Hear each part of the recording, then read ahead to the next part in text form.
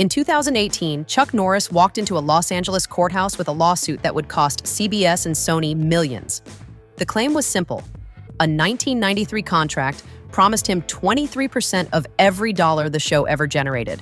For 25 years, CBS and Sony licensed it to cable, syndication, and streaming. Norris hadn't been paid a cent. To understand how a martial arts instructor built a contract that two conglomerates couldn't break, we need to look at the prison he was escaping. Historically, the Hollywood studio system functioned as a rigid hierarchy designed to maximize output and minimize risk. Contracts were instruments of total creative and personal control, not simple work agreements. Studios dictated film assignments, public image, and enforced morality clauses that could terminate a performer for behavior deemed damaging.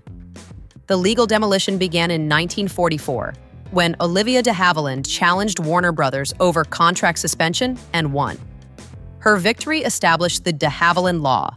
No personal service contract in California could extend beyond 7 years from first performance.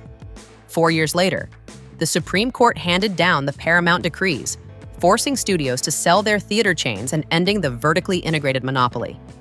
Beyond the screen, the real battle had only shifted shape. By the 1970s, actors were no longer studio property, but they faced something more insidious: profit participation accounting. Studios offered stars a percentage of the back end, then defined profit so aggressively that hits showed no profit on paper. Gross participation meant a share of actual receipts. Net participation meant a share of what remained after the studio deducted fees, overhead, marketing, and sometimes losses from unrelated films. To understand why stars signed these deals, consider the alternative. An actor with no power took the upfront salary and watched the studio collect decades of downstream revenue. An actor with power demanded a percentage, then spent years auditing books designed to confuse.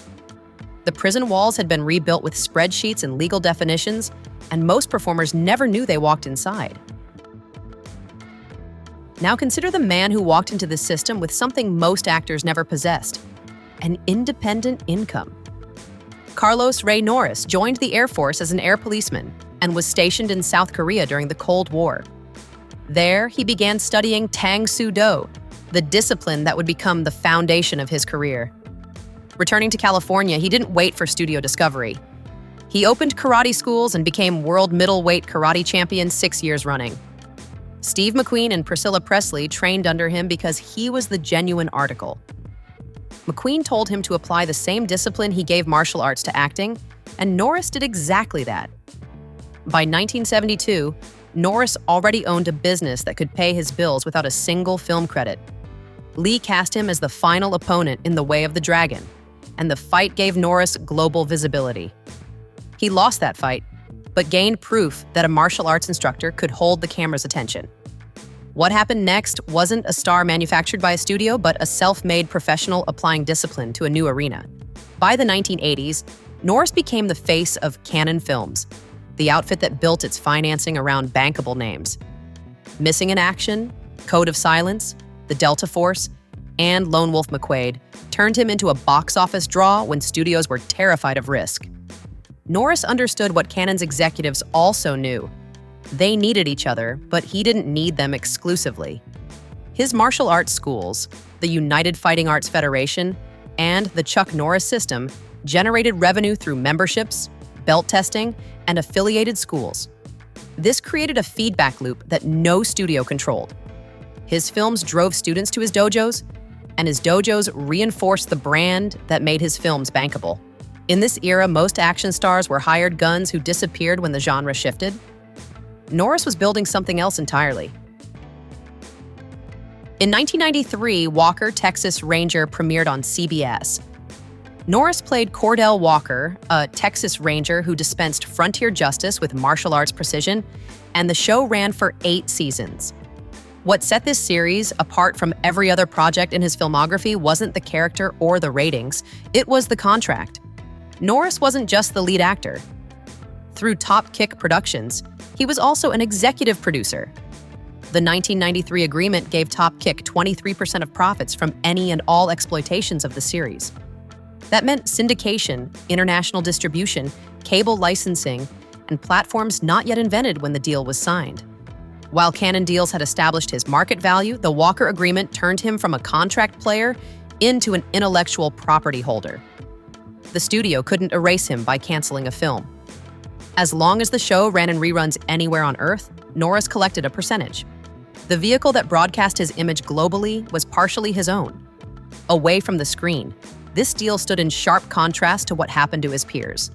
Steven Seagal and Jean-Claude Van Damme dominated box offices in the same decade without owning their vehicles. When studios moved to the next trend, they had no legal mechanism to fight obsolescence. They were erased because they signed employment contracts, not partnership agreements. Clint Eastwood proved the total control model at Malpaso Productions, and Sylvester Stallone navigated Rambo ownership through Carolco. Norris looked at that playbook and adapted it for television, where the real money lived in syndication. The genius of the Walker deal wasn't the percentage, it was owning the vehicle itself. And that ownership would be tested by a technology that didn't exist when the contract was signed. For 8 seasons, the show generated license fees and ad revenue. After the 2001 finale, it entered the long tail: international reruns, cable licensing, and eventually streaming. The deal looked bulletproof on paper, but the studios had learned a new trick since the 1990s: streaming video on demand. After Walker ended, CBS and Sony licensed the series to cable and streaming. The Hallmark Channel ran marathons. Digital platforms added the show to their libraries. And somewhere in the accounting, revenue stopped flowing to Top Kick Productions. In 2018, Norris filed suit. The allegation was stark. He hadn't received a penny from streaming revenue. The fight wasn't about the royalty rate, it was about whether the studios were reporting revenue at all. Hollywood accounting had found a new frontier, and it was digital. CBS responded by invoking the arbitration clause. A Los Angeles judge ordered Norris into private arbitration, denying his request for a jury trial. This is standard practice in entertainment litigation. Arbitration keeps disputes out of public view, prevents legal precedents, and makes it nearly impossible for outsiders to audit the accounting. Norris had spent 25 years building a transparent claim, and the system pushed it into a black box. For 5 years, the case dragged through arbitration.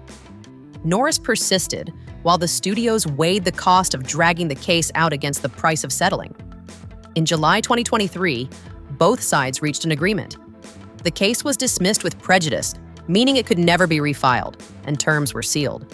Reports described the settlement as large, though no figure was released. To understand why this case matters beyond one actor's paycheck, look at what Hollywood fought about in the same year. The 2023 SAG-AFTRA strikes made streaming residuals and revenue transparency central demands. Actors who had never heard of Norris's lawsuit were now walking picket lines over the exact same problem. They were fighting to get paid when studios licensed work to platforms that refused to disclose viewership data. Norris filed his complaint 5 years earlier, mapping this battlefield before most of the industry knew the war had started. The streaming trap wasn't an accident. It was the latest renovation of a prison that had never actually closed. There's no literal Chuck Norris clause in entertainment law, but there should be. The concept insists that the star isn't just an employee, they're a co-owner of the value they create. Norris spent 4 decades building 3 pillars. First came production company equity through Top Kick, which gave him a seat at the profit table. Second came parallel brand ownership through UFAF and the Chuck Norris system, which generated income no studio could touch. Third came litigation itself, used not as a first resort but as enforcement when accounting stopped adding up. Under the surface, the lesson is uncomfortable. Studios won't voluntarily share streaming revenue, define profit in the talent's favor, or open their books without legal pressure. The actors who survive are the ones who negotiate ownership, build parallel income, or sue. Norris did all 3. This leads us to the modern implication. Every performer negotiating with a streaming platform today is navigating the same territory Norris mapped in 1993 and fought over in 2018. Those walls never came down, but Norris showed us where the locks are. Norris didn't dismantle the studio system in a single blow. He outlasted it, outnegotiated it, and outlitigated it. The contract he signed in 1993 is still teaching lessons to actors fighting streaming platforms in 2026. If you want to see how the studio system turned on other stars who lacked his power, watch this next. Subscribe for more archival investigations.